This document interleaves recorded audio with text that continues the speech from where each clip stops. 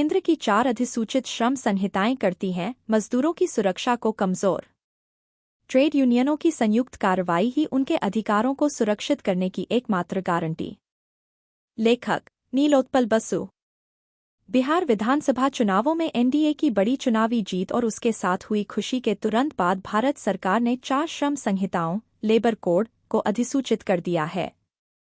मजदूरी, औद्योगिक संबंध, काम से जुड़ी सुरक्षा और सामाजिक सुरक्षा पर बनी ये संहिताएं देश के 29 श्रम कानूनों को आसान बनाने के नाम पर हावी हो गए हैं। सच तो यह है कि ये लेबर कोड उन कानूनों में शामिल मजदूरों की सुरक्षा के निशानों को कमजोर करते हैं और हटा देते हैं। नौकरी की सुरक्षा के सवाल पर श्रम विभाग की सभी संभावित भूमिकाएं खत्म कर दी जाएंगी। संगठित क्षेत्र में काम करने वाले 90% कार्यबल को सभी सुरक्षा से वंचित कर दिया जाएगा, क्योंकि उनके पास नियुक्ति का अधिकार अपॉइंटमेंट अथॉरिटी नहीं है। केंद्र सरकार का दावा है कि लेबर कोड सभी के लिए न्यूनतम मजदूरी पक्का करेंगे, लेकिन कई राज्यों को मौजूदा न्यूनतम मजदूरी कम करने के लिए मजबूर होना पड़ेगा और स्कीम वर्कर्स समेत लाखों कामगार न्यूनतम मजदूरी से बाहर हो जाएंगे। न्यायपूर्ण, फेयर या लिविंग वेज जीव चलाने के लिए जरूरी मजदूरी की तो बात ही छोड़ दें। यह भी दावा किया जा रहा है कि लेबर कोड्स गिग और प्लेटफॉर्म वर्कर्स के लिए सामाजिक सुरक्षा लाएंगे, लेकिन इसके लिए कोई फंड देने या कोई समय सीमा नहीं है। लेकिन नियोक्ता कामगार संबंध का कई जिक्र के बिना आधार आधारित व्यवस्था वर्तमान कार्यबल के लिए स्थिति को बेहतर बनाने के लिए क्या करेगा? एक और दावा यह है कि नए लेबर कोड के अनुसार निश्चित समय के लिए रोजगार से बराबर फायदे पक्के होंगे। सच तो यह है कि यह सिर्फ स्थायी और कोर जॉब्स में स्थायी रूप से अस्थायी स्थिति लाएगा और सभी स्थायी नौकरियों को अल्पावधि ठेके वाले कार्य से बदल देगा। इससे सर्विस की निरंतरता, वरीयता और असली फायदों का नुकसान होगा और इसके नतीजे में यूनियन कमजोर होगी।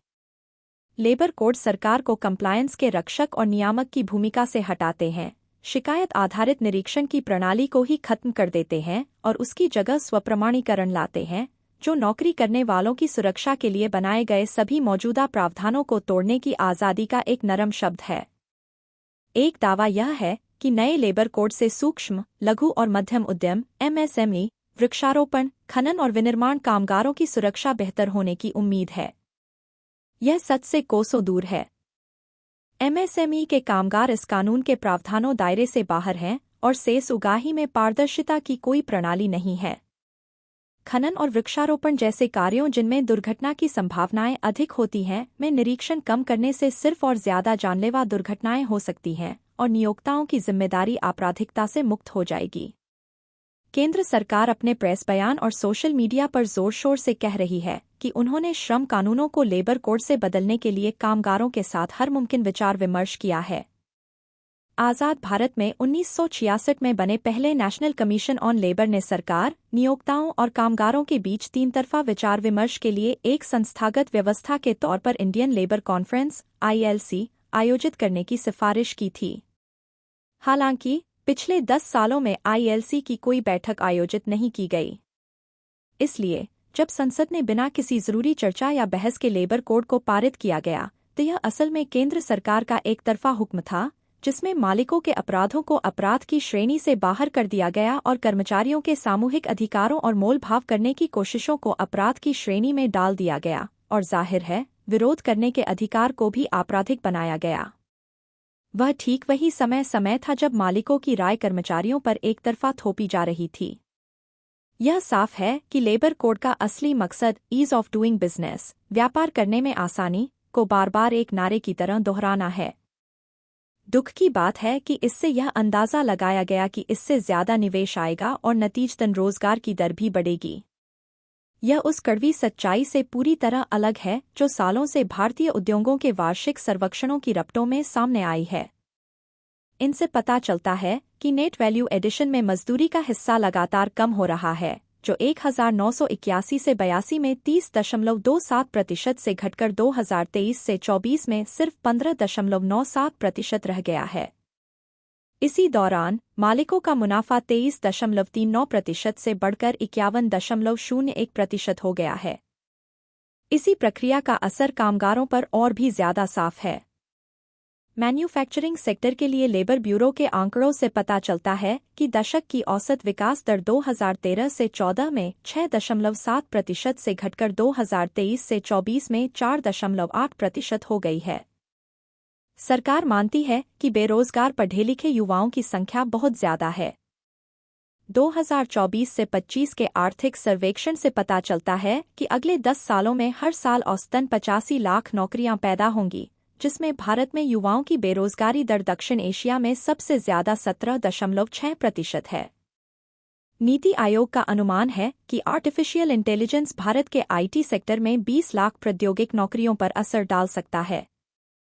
मैन्युफैक्चरिंग सेक्टर के लिए लेबर ब्यूरो के आंकड़ों से पता चलता है कि इसमें लगे लोगों की दशकीय विकास दर, जो 200405 और 2013 से 14 के बीच यह 7.14% थी, वह 2014 से 15 और 2023 से 24 के बीच घटकर 5.92% रह गई है। ये आंकड़े साफ तौर पर घरेलू मांग में तेजी से कमी की ओर इशारा करते हैं। कॉरपोरेट्स और नियोक्ताओं पर श्रमिकों का शोषण करने से जुड़ी सभी रोक हटाने से सिर्फ असमानता और बेरोजगारी बढ़ेगी, जो घरेलू मांग को पूरी तरह खत्म करने का नुस्खा है। ऐसी खराब हालत में निवेश कैसे बढ़ सकता है? लेबर कोड असल में मजदूरों को और गुलाम बनाने का एक ब्लूप्रिंट है।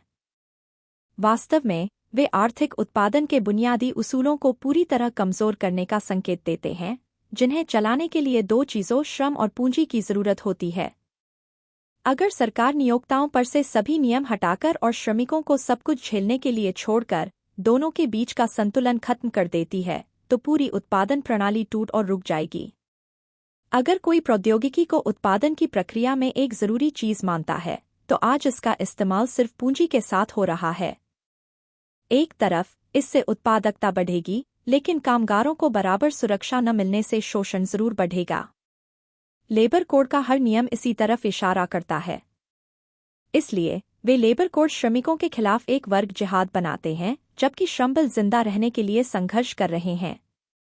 इसलिए आगे बढ़ने का एकमात्र तरीका है कि मजदूर मिलकर इसका विरोध करें और इस बुरे सुधार के खिलाफ एकजुट होकर संघर्ष करें, जो कॉरपोरेट मालिकों को बहुत ज्यादा ताकतवर बनाने और हथियार बनाने का एक बहाना है। अच्छी बात यह है कि मजदूरों की बढ़ती एकता और किसानों का सबसे बड़ा हिस्सा भी मिलकर इस स्थिति को संभालने की कोशिश कर सकता है।